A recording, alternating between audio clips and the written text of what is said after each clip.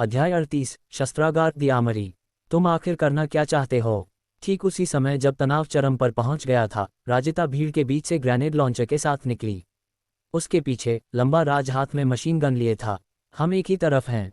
हिमेश, अगर तुम में हिम्मत है तो आगे बढ़ो और ट्रिगर खींचो। राजिता भले ही जवान और छोटी थी, लेकिन अपने ओवरसाइज्ड हथियार के साथ राघव और किकी के सामने दृढ़ता से खड़ी थी, एक भयंकर छोटी बहन का ऑरा बिखेरते हुए। हिमेश की नज़रें उसे घूरते हुए समूह पर घूम गईं। उसका भाव अनिश्चित रूप से बदला, इससे पहले कि उसने दांत पीसे और पीछे हट गया। भाई, कोई बुराई नहीं। मैं बस तुम्हारी क्षमताओं से प्रभावित था और सहयोग पर चर्चा करना चाहता था। अगर मैंने तुम्हें ठेस पहुंचाई है तो मैं माफ़ी चाहता हूं, उसने अपने गौरव को निगलते हुए कहा।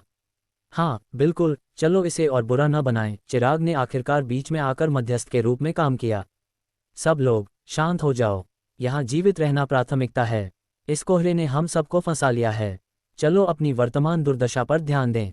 किसी भी व्यक्तिगत झगड़े को हम यहाँ से बाहर निकलने के बाद सुलझा सकते हैं, उसने एक शांतिपूर्ण लहजे में जोड़ा।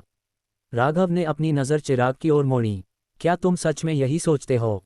माहौल फिर से तनावपूर्ण हो गया और राघव के तीखे शब्दों पर चिराग की आंख थोड़ी फड़की। फिर भी उसने एक मुस्कान जबरदस्ती दी। बेशक, मुझे पता है कि हम में से आपस में अविश्वास है और यह ठीक है। मैं तुम पर भी भरोसा नहीं करता, लेकिन दिन के अंत में हम सबका एक ही लक्ष्य है, जीवित रहना। चिराग ने जवाब दिया, पीछे अपने समूह की ओर इशारा करने के लिए मुड़ते हुए। हम महीनों से इस बंकर में छिपे हुए हैं। हम में से दर्जनों लोग हैं, सभी बस जीवित रहने की कोशिश कर रहे हैं। तुम्हें अंदर लाना वास्तव में हमारे लिए एक बहुत बड़ा जोखिम था। क्या ये हमारी सहयोग करने की इच्छा को नहीं दिखाता है? बनकर राघव की आंखें दूरी में पहाड़ को स्कैन करने लगीं। क्या हम आज रात वहां रह सकते हैं? बेशक, चिराग ने जल्दी से सिर हिलाया। हर कोई आज रात बनकर में आराम कर सकता है। यह बाहर की तुलना में बहुत ज्यादा सुरक्षित है, उसने काफिले के नेताओं को संबोधित करते हुए अपनी स्पष्ट सद्भावना को मजबूत किया। इस पर उसके भतीजे अपू ने बीच में टोकते हुए कहा, अंकल, बनकर में इतने सारे लोग नहीं आ सकते। हम एडजस्ट कर लेंगे। चिराग ने आह भरी। अभी भी बहुत जगह है। सबको बनकर में आने देने का सुझाव कुछ संदेहों को कम करने में मदद तो की, लेकिन काफिले के नेताओं ने अजीब नजरें मिलाईं और चुप रहे। जरूरत नहीं है, मेरा काफिला अपने वाहनों के साथ रहेगा। हम पूरी रात चौकसी रखेंगे, हिमेश ने सबसे पहले जवाब दिया। अब जब गतिरोध कम हो गया था, उसने राघव और किकी पर एक ठंडी नज़र डाली, फिर जाने के लिए मुड़ गया। अन्य काफिले के नेताओं ने भी जल्दी से उसका अनुसरण किया, अपनी अस्वीकृतियां व्यक्त करते हुए। हमें भी इसकी जरूरत नहीं है। चलो कल सुबह मिलते हैं। हम भी एकमत अस्वीकृति को देखकर चिराग ने इस मामले को आगे नहीं बढ़ाया। हालांकि अपू ने तिरस्कार से घूरते हुए कहा, हम जैसे कि तुम्हारे वाहनों में सोना बनकर से ज्यादा सुरक्षित है। बेवकूफ अपू, चिराग ने डांटा। रहने दो, हर किसी का खुद के लिए लड़ना भी ठीक है। सच कहूं तो काफिले के नेताओं की प्रतिक्रियाएं पूरी तरह से समझने लायक थीं। क्या वे चिराग पर भरोसा करते थे या नहीं, यह मुख्य मुद्दा नहीं था। इन लोगों के लिए उनके वाहन उनकी सभी सांसारिक संपत्ति को लेकर चल रहे थे। उनके लिए कोई भी जगह उनके काफिले से ज्यादा सुरक्षित नहीं थी। अगर खतरा आता तो वे तुरंत भाग सकते थे। ऐसी परिस्थितियों में कौन अपने वाहनों को छोड़कर बंकर में सोएगा? राघव की ओर मुड़कर चिराग ने कहा, मैं अपू को तुम्हें अंदर दिखाने के लिए कहूंगा। बेझिझक एक जगह ढूंढो और आराम करो। कल हमें तुम्हारी मदद फिर से चाहिए होगी। हम सब एक ही नाव में हैं, इतना औपचारिक होने की जरूरत नहीं है। राघव ने एक विनम्र मुस्कान के साथ जवाब दिया, हालांकि मन ही मन वह और भी ज्यादा संदिग्ध हो रहा था। वह पहले ही बंकर की जांच करने का इरादा रखता था। हालांकि आंगन में कुछ खजाने थे, वह सैकड़ों लोगों के सामने मशीनों को नहीं खा सकता था। चिराग के सुझाव ने उसे उसके इरादों का पता लगाने का सही बहाना दिया। राघव के आश्चर्य के लिए चिराग वास्तव में उन्हें अंदर आने देने के लिए सहमत हो गया। जबकि उसका बाहरी व्यवहार उचित, यहाँ तक कि उदार लग रहा था, यह इस जैसी क्रूर दुनिया के लिए अजीब तरह से भोला लग रहा था। राघव को पूरी तरह से समझ नहीं आ रहा था कि चिराग क्या साजिश रच रहा था, इसलिए उसने इंतजार करने और देखने का फैसला किया। जैसे ही वह बंकर की ओर जाने की तैयारी कर रहा था, वह पास में राजिता को देखकर रुका। उसकी नज़र को देखकर राजिता ने जल्दी से अपना हाथ हिलाया और पिकअप ट्रक की ओर इशारा किया। तुम दोनों आगे बढ़ो, मेरे भाई और मैं ट्रक में सोने के आदी हैं। सावधान रहना, राज ने संक्षेप में जोड़ा। राघव ने सिर हिलाया और पहाड़ की तलहटी में बंकर की ओर चलने लगा, किकी उसके पीछे पीछे थी, भीड़ के बीच से निकलते हुए। अरे बुरे आदमी, हमारी मोटरसाइकिल अभी भी उस ट्रक पर है, किकी ने कहा। क्या तुम उसे बंकर के अंदर लाना चाहती हो? राघव ने जवाब दिया, आगे बढ़ते हुए। जैसे ही वे चल रहे थे, उसने अचानक महसूस किया कि कोई उन्हें देख रहा है। अपना सिर घुमाकर उसने अपू को पीछे पीछे आते हुए देखा। अरे भाई, अंदर के लोग सब हमारे अपने हैं, बस साधारण लोग हैं, अपू ने कहा। किकी ने भौहें सिकोड़ी इस टिप्पणी से भ्रमित होकर। साधारण लोग तो क्या? उसने अचानक कहा। राघव ने धीरे से आह भरी और एक शांत लहजे में जवाब दिया, हम बस रात के लिए आराम करने की जगह तलाश रहे हैं। हम तुम्हें परेशान नहीं करेंगे। अपू की आंखें उन दोनों के बीच घूमी, इससे पहले कि वह चुप हो गया और आगे बढ़ने लगा, उन्हें रास्ता दिखाते हुए। जैसे ही वे ढलान पर चढ़े, सबसे पहले एक मालवाहक मंच दिखाई दिया। एक रेलवे ट्रैक कोहरे के माध्यम से फैला हुआ था, घाटी में गायब हो रहा था। मंच के पीछे एक बड़ा एयर रेड बंकर था। बंकर के प्रवेश द्वार के ऊपर पहाड़ की ओर पर लगा हुआ एक 1130 क्लोजन डिफेंस कैनन था। कोहरे में ढके होने पर भी उसका सिलहूट एक प्रभावशाली आभा बिखेर रहा था। राघव की आंखें औं में चमक उठी, उसने ऐसे हथियार सिर्फ टेलीविजन पर देखे थे। ये सिर्फ कोई साधारण सैन्य चौकी नहीं थी। लोहे के गेट से प्रवेश करते हुए उन्होंने खुद को एक खोखली पहाड़ की जगह में पाया, जो सैन्य वाहनों को पार्क करने और आपूर्ति को स्टोर करने के लिए डिजाइन की गई थी। बंकर के अंदर का हैंगर अब पूरी तरह से खाली था। राघव ने अनुमान लगाया कि चिराग के समूह ने शायद अपनी जीपें यहीं से निकाली थीं। खाली हैंगर से गुजरते हुए अपू उन्हें एक सीढ़ी से नीचे ले गया। भूमिगत सुविधाओं में चिराग के बचे हुए लोग छोटे समूहों में बिखरे हुए थे, मंद रोशनी वाले हॉल में बैठे और खा रहे थे। उनमें से ज्यादातर अरम्बेक काउंटी के साधारण लोग थे। पुरुष, महिलाएं और बच्चे अपने परिवारों के साथ कोनों में दुबके हुए थे। चिराग के अनुसार उनकी संख्या एक बार बहुत ज्यादा थी, लेकिन जैसे जैसे समय बीतता गया, मौत ने उनमें से ज्यादा लोगों को मार दिया। निराशा का दमनकारी माहौल हर किसी के दिल पर भारी पड़ रहा था। एक गोदाम, छात्रावास, एक कमांड रूम और एक शस्त्रागार है। जहां पसंद हो वहां रहो, अपू ने उदासीनता से कहा, राघव और किकी को बंकर की सुविधाओं से परिचित कराते हुए, इससे पहले कि वह जाने के लिए मुड़ता। एक शस्त्रागार, राघव ने भौहें सिकोड़ी। उसमें कुछ भी नहीं बचा है, अपू ने जवाब दिया, एक व्यंग्यात्मक स्नेह के साथ पीछे देखते हुए। अगर कुछ भी मूल्यवान होता तो हम उसे पहले ही ले चुके होते। क्या तुम्हें लगता है कि हम उसे तुम्हारे लिए छोड़ देंगे? इसके साथ उसने स्कॉफ किया और तिरस्कारपूर्वक चला गया। राघव ने अपू को जाते हुए देखा और एक भौं उठाए। बिना कुछ और कहे वह सीधे हॉल के अंत में शस्त्रागार की ओर बढ़ा, क्योंकि दूसरे बचे हुए लोगों की चौकस नजरों के तहत उसके पीछे पीछे थी। हे, मुझे पता था कि तुम यहाँ आओगे, किकी ने एक स्मग ग्रिन के साथ कहा, जैसे ही वे पास आए, चारों ओर देखते हुए। लेकिन वाह, इस जगह को पूरी तरह से साफ कर दिया गया है। कितनी शर्म की बात है टिल्डा, अचानक उसने पूछा। अरे, उस आदमी का पहले क्या मतलब था जब उसने ये बताया कि यहाँ हर कोई सिर्फ साधारण लोग हैं? राघव ने चलते हुए जवाब दिया, क्या ये स्पष्ट नहीं है? अभी हम यहाँ सबसे बड़ा खतरा हैं। हाँ, उसे चिंता है कि हम उन्हें लूट लेंगे, है ना? ये केवल स्वाभाविक है। एक अकेला एबिलिटी यूजर पूरे काफिले का कोर हो सकता है। हम दोनों के साथ स्वतंत्र रूप से कार्य करते हुए खतरनाक न लगना मुश्किल है। ये बनकर कोई साधारण एयर रेड शेल्टर नहीं था। हालांकि ऊपर का आधार एक छोटे पैमाने की सैन्य चौकी जैसा लग रहा था, नीचे का बनकर एक पूरी तरह से कार्यात्मक भूमिगत सुविधा थी। ये सूचना युद्ध के लिए एक कमांड रूम, एक शस्त्रागार, भंडारण कक्ष और छात्रावासों से सुसज्जित था। क्या एक सही ठिकाना है? राघव ने टिप्पणी की। वास्तव में यह एक प्राकृतिक सर्वनाश आश्रय था। पर्याप्त आपूर्ति के साथ ये कम से कम 50 लोगों को 6 महीने या उससे ज्यादा समय तक बनाए रख सकता था। हालांकि यहाँ बचे हुए लोगों की स्थिति को देखते हुए उनकी आपूर्ति अपर्याप्त लग रही थी। हालांकि उनके पास बहुत सारे सैन्य वाहन, बंदूकें और गोला बारूद थे, भोजन की कमी स्पष्ट रूप से एक मुद्दा बन रही थी। अन्यथा वे ध्रुवीय रात शुरू होने से पहले भागने की कोशिश नहीं कर रहे होते। जब राघव ने शस्त्रागार का दरवाजा खोला तो उसका स्वागत खाली शेल्फों की कतारों से हुआ। कुछ गैस मास्क, हेलमेट और अन्य उपकरण जो अनिवार्य रूप से बेकार थे को छोड़कर बाकी सब कुछ चिराग के समूह द्वारा छीन लिया गया था। अंदर की हवा में पेशाब और मल की बदबू भरी हुई थी, जिससे राघव का सिर चकरा गया। किकी ने तुरंत अपनी नाक ढकी और पीछे हट गई। चलो इसके बजाय कोई और जगह ढूंढते हैं। अध्याय 39, भूमिगत लिफ्ट। दूसरा कमरा, जिसे सूचना कमांड सेंटर के रूप में चिन्हित किया गया था, अपेक्षाकृत खाली था। कुर्सियां और डेस्क बेतरतीब ढंग से ढेर कर दिए गए थे और फर्श पर कामचलाऊ बिस्तर के निशान थे। ये चलेगा, राघव ने कहा, एक कुर्सी बाहर खींचते हुए। उसने किकी पर एक नज़र डाली। थोड़ा आराम कर लो। किकी ने गंदे फर्श पर डिस्गस्ट से अपनी नाक सिकोड़ी, लेकिन जल्दी ही कमांड कंसोल से डिस्ट्रैक्ट हो गई। मेज पर एक दर्जन से ज्यादा मॉनिटर और सूचना उपकरण लगे थे, हालांकि बिजली की अनुपस्थिति में वे पूरी तरह से बेकार थे। उसकी आंखें रुचि से चमक उठीं जब वह पास चली गई। अरे बुरे आदमी, हम इस सामान को ट्रेन पर क्यों नहीं ले जाते और मेरे लिए एक सूचना केंद्र स्थापित करते हैं? एक सूचना केंद्र। राघव ने एक भौं उठाए। उसने पहले ध्यान दिया था कि अड्डे में एक संतरी चेतावनी प्रणाली थी, लेकिन वह प्रणाली डिसअसेंबल करने और आसानी से ले जाने के लिए बहुत ज़्यादा जटिल थी। कहना आसान है, हम ये सब वापस कैसे ले जाएंगे? किकी ने मुंह बनाया। क्या तुम बेवकूफ़ हो? बाहर एक माल ढुलाई रेल लाइन है, ये स्पष्ट रूप से अरम्बैग स्टेशन से जुड़ी हुई है। मुझे पता है, राघव ने एक तीखी मुस्कान के साथ जवाब दिया। मेरा मतलब है, हम अभी भी इस कोहरे में फंसे हुए हैं।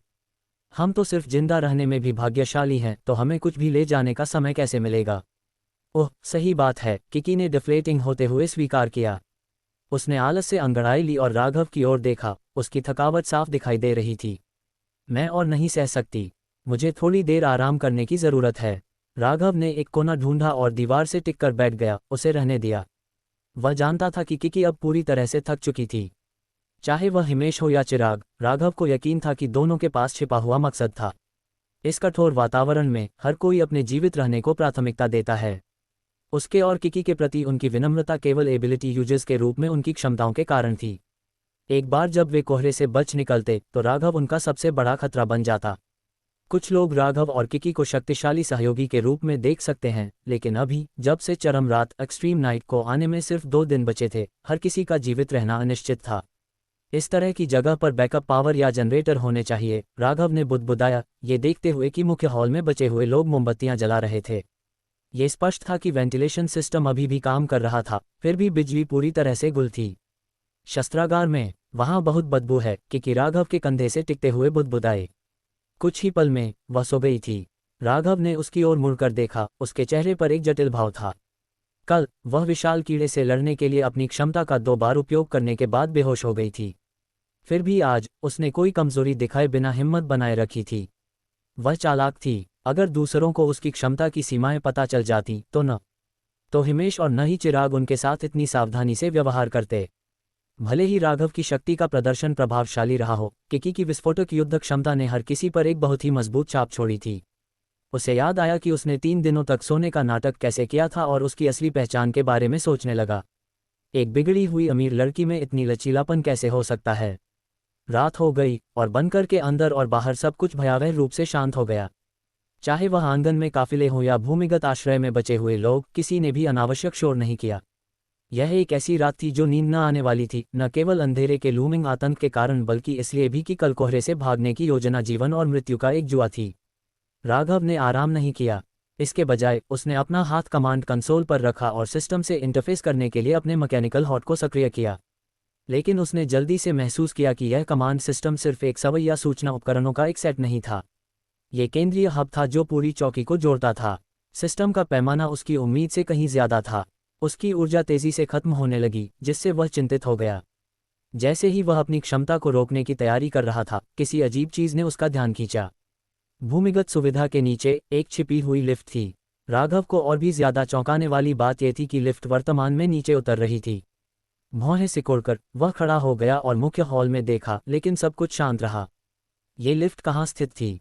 और इससे भी महत्वपूर्ण बात यह है कि अड्डे की बिजली पूरी तरह से गुल होने के बावजूद लिफ्ट अभी भी कैसे चल रही थी। बैकअप पावर, राघव ने बुदबुदाया। सो रही किकी पर एक नज़र डाली। उसे याद आया कि उसने शस्त्रागार में एक बैकअप जनरेटर का जिक्र किया था। बढ़ती सावधानी की भावना के साथ राघव का संदेह गहरा हो गया। सबसे पहले जो व्यक्ति उसके दिमाग में आया वह चिराग था। राघव और हिमेश दोनों को चिराग का व्यवहार अजीब लगा था। हालांकि उसके लक्ष्य सीधे लग रहे थे, उसका समय बहुत सुविधाजनक था। राजिता 2 दिन पहले पहुंची थी और हिमेश का समूह उससे 1 दिन पहले। सभी तर्कों के अनुसार चिराग को उनकी उपस्थिति के बारे में बहुत पहले पता चल जाना चाहिए था। फिर भी उसने आज बाहर निकलने का फैसला किया, एक संभावित ज़ोंबी झुंड के हमले का जोखिम उठाते हुए। हालांकि एक स्थानीय होने के नाते चिराग ने उन्हें प्लाजा की तुलना में एक बहुत ही सुरक्षित आश्रय में भी पहुंचाया था, जिसने अस्थायी रूप से कुछ संदेहों को कम कर दिया था। हालांकि विभिन्न समूह एक दूसरे के प्रति वैरी रहे, कोहरे का साझा खतरा उन्हें अभी के लिए एक साथ बांध रहा था। बनकर के दरवाजे खुले होने के बावजूद राघव ने अपने संदेहों को होल्ड पर रख दिया था। फिर भी उसके सतर्क स्वभाव ने उसे आगे जांच करने के लिए मजबूर किया। किकी को एक छोड़ी हुई स्लीपिंग बैग पर सावधानी से लिटाने के बाद उसने कमांड रूम छोड़ दिया और हॉलवे में चला गया। मुख्य हॉल में बचे हुए लोगों ने उसे सतर्कता से देखा लेकिन कुछ नहीं कहा। चूंकि अपू ने उसे पर्सनली अंदर पहुंचाया था, वे चुप रहे, हालांकि उनके भाव गाढ़ थे। उन्हें नज़रअंदाज करते हुए राघव शस्त्रागार में लौट आया। उम्मीद के मुताबिक कमरे के अंदर उसने एक बड़ा डीजल जनरेटर और एक ऊर्जा भंडारण प्रणाली पाई। हालांकि जब उसने उसे स्कैन करने के लिए अपनी क्षमता का उपयोग किया तो उसने पाया कि जनरेटर क्षतिग्रस्त था और उसमें ईंधन नहीं था। क्या चल रहा है? बिल्कुल भी बिजली नहीं। क्या ऊर्जा का कोई और स्रोत हो सकता है? इस एहसास ने उसकी रीढ़ में एक सिहरन भेज दी, जिससे उसका संदेह बढ़ गया। राघव ने थोड़ी देर और चारों ओर खोज की, इससे पहले कि वह बनकर के हैंगर प्रवेश द्वार पर लौटने का फैसला करता। भारी लोहे का दरवाज़ा पहले से ही बंद था, लेकिन अपने मैकेनिकल हॉट का उपयोग करके उसने चुपचाप उसे अनलॉक कर दिया। बाहर झांकते हुए उसने नीचे की ढलान और चौकी के आंगन को देखा, जहां बचे हुए लोगों के दर्जनों वाहन भयावह चुप्पी में पार्क किए गए थे। कई वाहनों की दरारों से प्रकाश की हल्की किरणें लीक हो रही थीं, इस बात का सबूत कि बहुत से लोग चैन की नींद नहीं सो रहे थे बल्कि पूरी रात हाई अलर्ट पर थे। राघव ने इलाके का चक्कर लगाया, लेकिन लिफ्ट के प्रवेश द्वार का कोई संकेत नहीं मिला और न ही उसे चिराग या अपू दिखाई दिए। उनकी अनुपस्थिति ने उसे बेचैन कर दिया। बढ़ती बेचैनी महसूस करते हुए राघव कमांड रूम में लौट आया और एक गहरी सांस ली। इस बार उसने अपने मैकेनिकल हॉट को अपनी सीमा तक धकेलने का फैसला किया, अड्डे के कमांड सिस्टम के साथ पूरी तरह से एकीकृत होने और उसके सभी यांत्रिक रास्तों को मैप करने की कोशिश की। उसे ज़्यादा समय नहीं लगा इससे पहले कि उसने अपनी ऊर्जा पर एक तीव्र निकास महसूस किया, जिससे वह स्पष्ट रूप से एग्जॉस्टेड हो गया। उसका चेहरा पीला पड़ गया, लेकिन उसके प्रयासों का फल मिला। जैसे ही उसने कमांड हब के माध्यम से पूरे अड्डे की यांत्रिक संरचनाओं और कॉन्ड्यूइट्स को स्कैन किया, उसकी आंखें अचानक खुल गईं। उसकी नज़र में एक तेज भयंकर चमक थी। धत! राघव ने अपने मन में गाली दी। उसका भाव गहरा हो गया क्योंकि उसके चेहरे से ठंडा पसीना बह रहा था। संक्षेप में विचार विमर्श करने के बाद उसने किकी को उठाया, जो अभी भी गहरी नींद में थी, और उसे शस्त्रागार में ले गया। अपने पीछे दरवाज़ा बंद करके उसने कमरे की सर्वव्यापी बदबू को नज़रअंदाज किया और वेंटिलेशन पाइप के पास एक जगह खोजने के लिए एक टॉर्च का इस्तेमाल किया जहां हवा बेहतर थी। किकी को धीरे से लिटाते हुए उसने टॉर्च बंद कर दी और अंधेरे में उसकी सांसों की हल्की आवाज़ सुनी। फिर उसने अपना हाथ जनरेटर पर रखा और एक और स्कैन शुरू किया। जैसा मैंने सोचा था, घुप अंधेरे कमरे में राघव का भाव गंभीर हो गया। उसका दिल तेजी से धड़क रहा था। ओह, बहुत बदबू आ रही है। किकी की नींद भरी आवाज़ उसके बगल में हल्की सी बुदबुदाई, भयानक बदबू से आधी जागृत थी। छोटी लड़की, राघव ने बुदबुदाया। उसके गाल पर एक क्विक पिंच दिया। चौंकी हुई किकी जाग गई, ग्रॉगी और स्पष्ट रूप से इरिटेटेड थी। गंदी बदबू ने उसकी नाक सिकोड़ दी क्योंकि उसने उठने के लिए संघर्ष किया। अरे तुम! इससे पहले कि वह अपना वाक्य पूरा कर पाती, राघव ने अपने हाथ से उसका मुंह ढक लिया। क्लिक! उसने फिर से टॉर्च चालू की। उसका चेहरा सोलम था क्योंकि उसने उनके बगल में दीवार की ओर इशारा किया। क्या हो रहा है? किकी ने पूछा। उसका भाव गंभीरता में बदल गया क्योंकि उसने राघव के व्यवहार को देखा। अपने आप को अपनी थकावट के बावजूद ध्यान केंद्रित करने के लिए मजबूर करते हुए उसने फुसफुसाया, क्या कोई राक्षस है? राघव की नज़रें गहरी हो गईं। मुझे लगता है कि यह उससे भी बुरा हो सकता है। अध्याय 40, हवाई हमले का अलार्म। एक धुंधली रोशनी वाले तहखाने के कमरे में आधी खाली लाल शराब की बोतलों से आती हल्की चमक हाई एंड खाली डिब्बाबंद भोजन के कंटेनरों से भरी मेज पर पड़ रही थी। चिराग एक टैक्टिकल कुर्सी पर लेटा हुआ था। उसका चेहरा गंभीर था।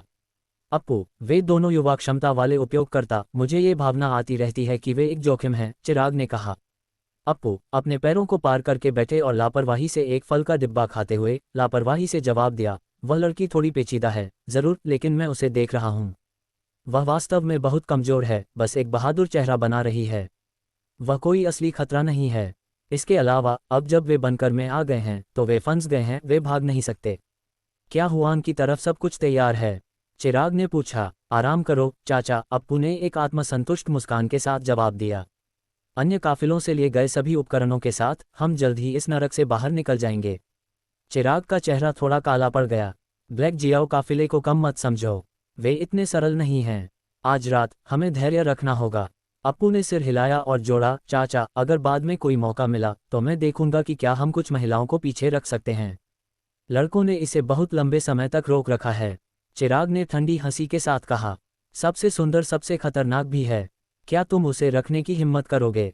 अप्पू ने स्कॉफ्ट। क्षमता उपयोगकर्ता भगवान नहीं होते हैं।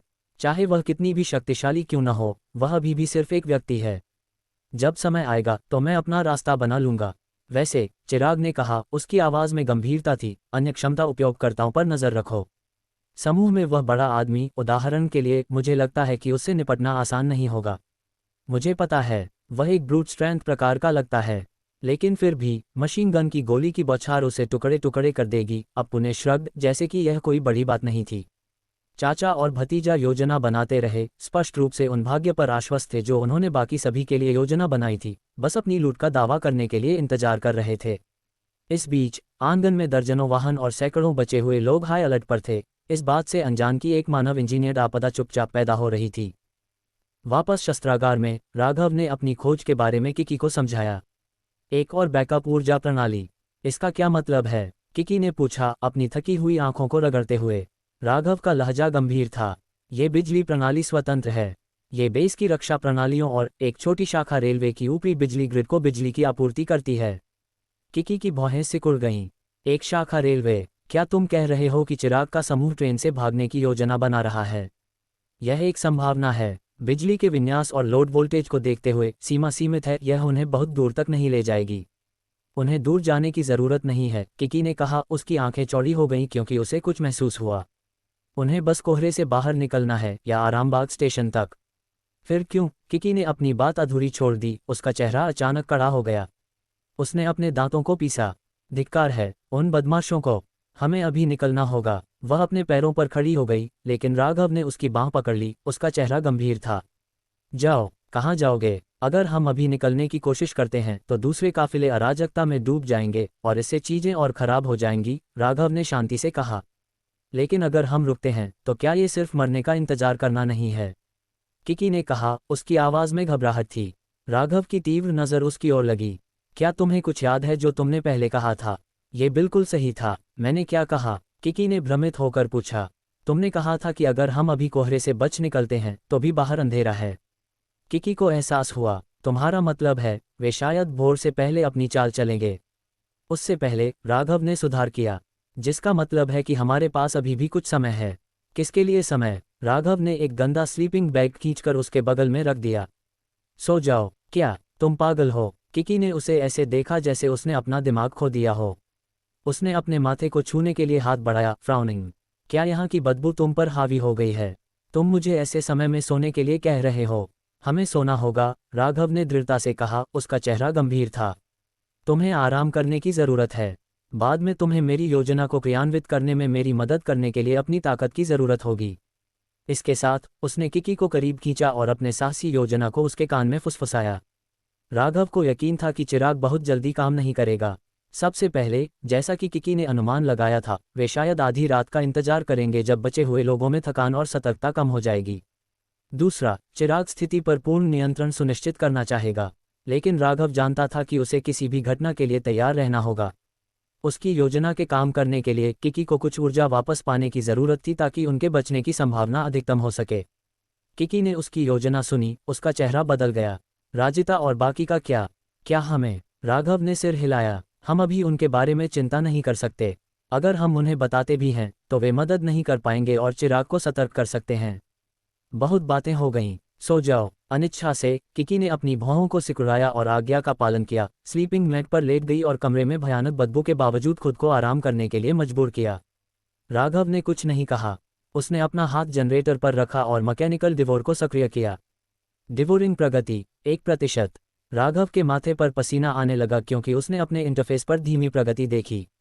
ये पहली बार था जब उसने इतने बड़े सेटअप को निगलने का प्रयास किया था। एक 1900 किलोवाट डीजल जनरेटर जो एक ऊर्जा भंडारण प्रणाली के साथ संयुक्त था। ये प्रणाली अकेले एक पूरे आवासीय ब्लॉक को बैकअप स्रोत के रूप में बिजली दे सकती थी, जिससे इसे अवशोषित करना अविश्वसनीय रूप से मुश्किल था। पहले से ही काफ़ी थकी हुई शारीरिक ऊर्जा के साथ, राघव को यह भी यकीन नहीं था कि वह जनरेटर के पूरी तरह से निगलने तक टिक पाएगा। उसका दिमाग दौड़ रहा था क्योंकि उसने चिराग के असली इरादों को एक साथ जोड़ा और वह ठंडे पसीने में डूब गया। पीछे मुड़कर देखें तो उसके शुरुआती संदेह बहुत ही भोले थे। रात के अंधेरे में तनाव स्पष्ट था। बचे हुए लोग, उनमें से कई दिनों के तनाव के बाद थक चुके थे, जो थोड़ी बहुत सतर्कता वे जुटा सकते थे उस पर टिके रहे। बुजुर्ग पुरुष, महिलाएं और बच्चे सो गए थे, जबकि गार्ड ठंडे पानी के छींटे या कॉफी के घूंट से अपनी थकान से लड़ रहे थे, अगर वे भाग्यशाली थे कि उनके पास हो। घनी धुंध अभी भी चौकी को ढके हुए थी, आवाज़ों को दबा रही थी और ऊंची दीवारों पर एक घुटन भरी चुप्पी डाल रही थी। केवल कीड़ों की कभी कभार की चहचहाहट सुनी जा सकती थी, जिसे एक बच्चे के नर्म रोने से बाधित किया जाता था, जिसे एक सुरक्षात्मक माँ ने तुरंत चुप करा दिया था जो अंधेरे में कुछ बुराई खींचने से डरती थी। सभी में एक अनकही समझ थी, शांत रहो और भोर का इंतजार करो। वुटिल्ड। लेकिन एक हवाई हमले के सायरन की अचानक तीखी चीख ने नाजुक शांति को तोड़ दिया। इसकी गूंजती हुई आवाज़ हर गुजरते सेकंड के साथ तेज और अधिक तीव्र होती जा रही थी। इसने सभी को जगा दिया और उनकी पीठ पर ठंडा पसीना बहा दिया।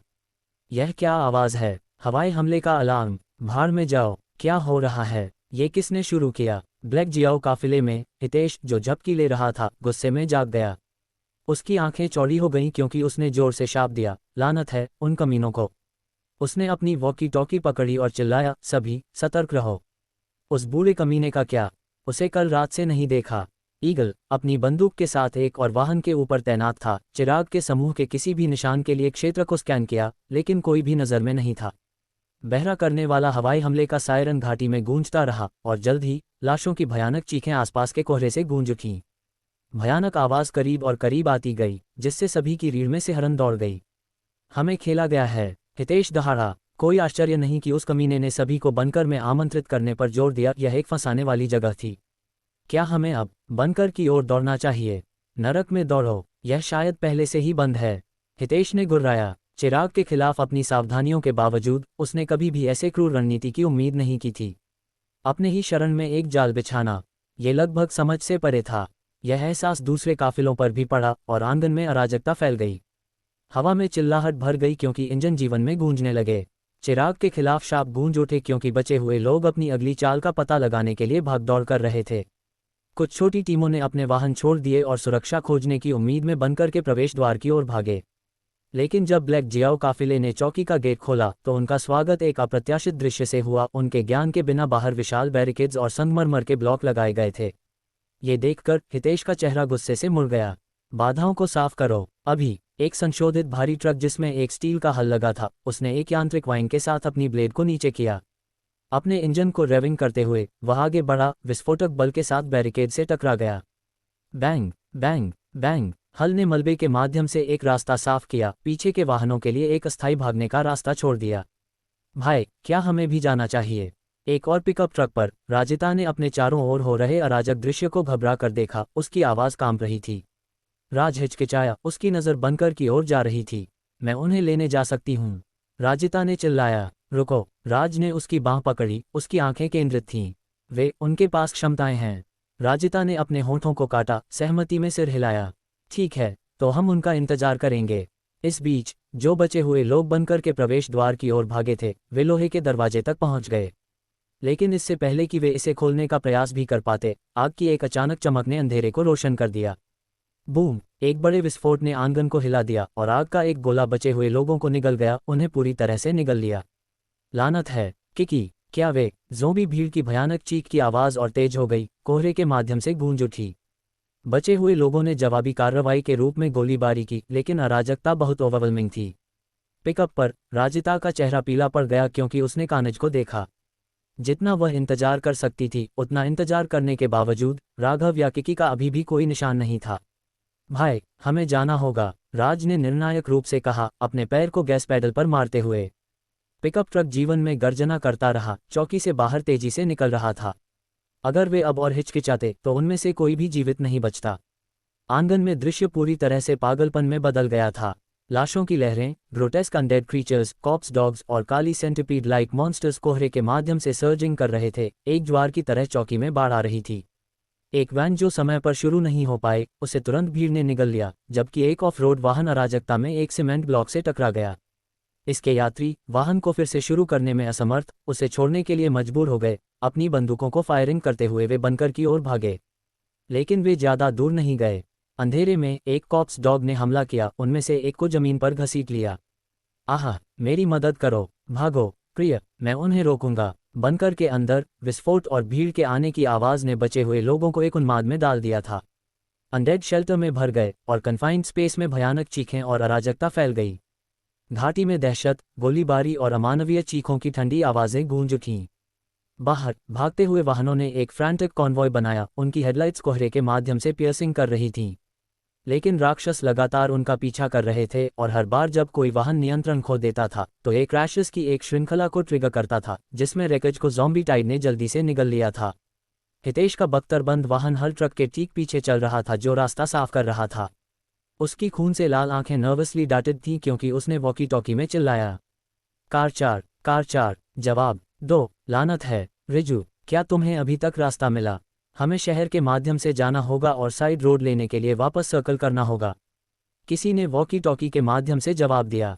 हितेश गुर्राया, बॉस, कुछ ठीक नहीं लग रहा है, उसके एक अधीनस्थ ने अचानक कहा। अध्याय 41, भीषण युद्ध। जल्दी बोलो, हितेश गुस्से में उबल रहा था। वह बूढ़ा कमीना, हमें मरवाकर उसे क्या मिलेगा?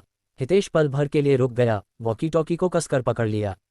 उसका पहला विचार था कि चिराग भेड़ियों को खाने के लिए बाघों को भगाने की रणनीति अपना रहा था, हवाई हमले का अलार्म बजाकर बचे हुए लोगों को मौत के मुंह में खींचना ताकि वह छोड़े गए उपकरण और आपूर्ति पर कब्जा कर सके।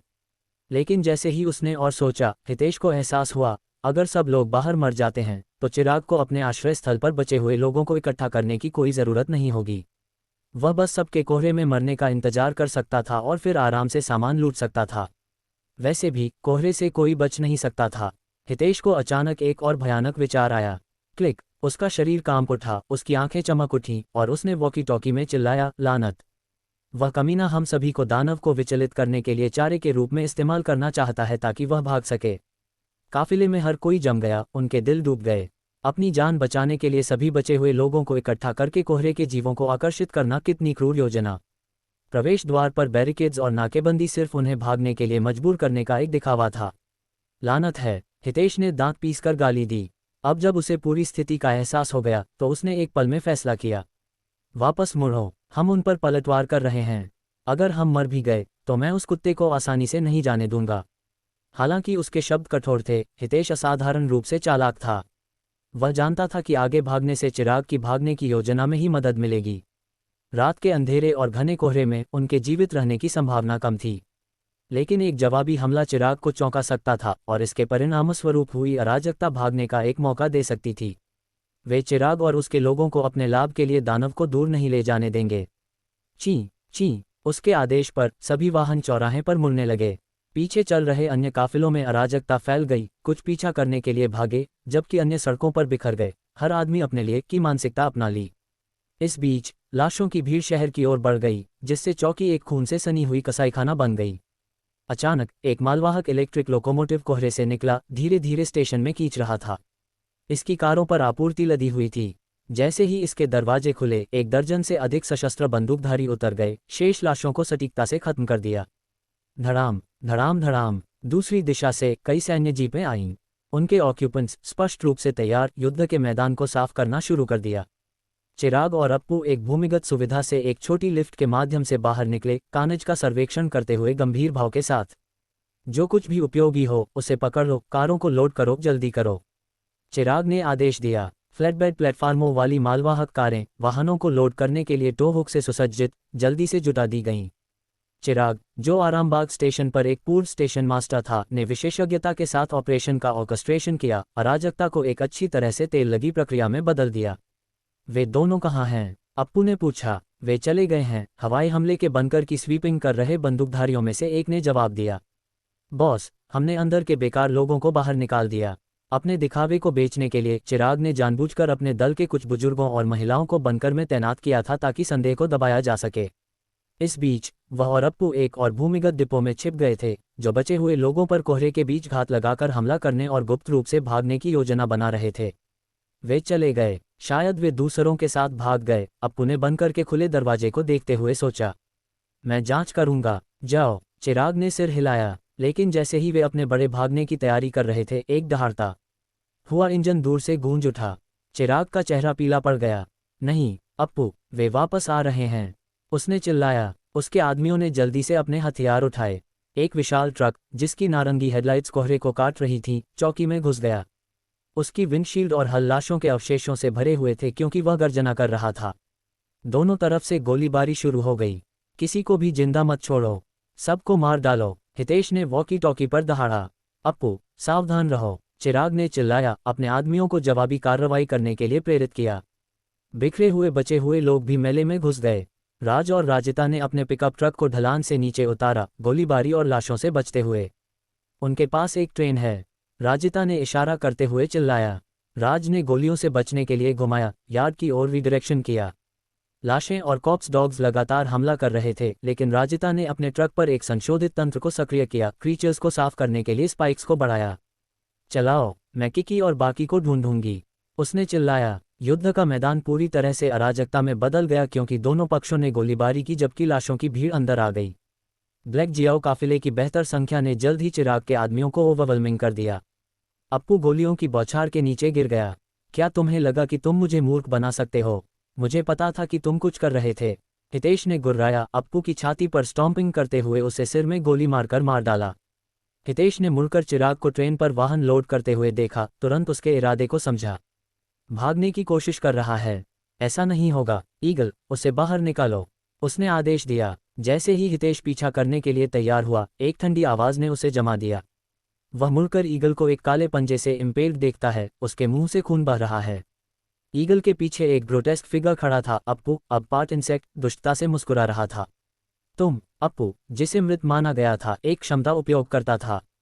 उसका पंजा गोलियों को एफर्टलेसली डिफ्लेक्टेड करता था। उसे मार डालो, हितेश ने चिल्लाया, लेकिन उसके आदमियों को एक काफिले के नेता ने धोखा दिया, जिसने हितेश को गोली मार दी। शेष काफिले के सदस्य अप्पू और उनके कथित सहयोगियों के संयुक्त हमले के तहत जल्दी से गिर गए। देशद्रोही नेता ने लूट को विभाजित किया, लेकिन लाशों की भीड़ के हमेशा मौजूद खतरे के साथ वह जानता था कि जीवित रहना स्लिम था। फिर भी उसने अप्पू के साथ किए गए सौदे पर जुआ खेला, और कोहरे ने रात को कंज्यूम कर लिया।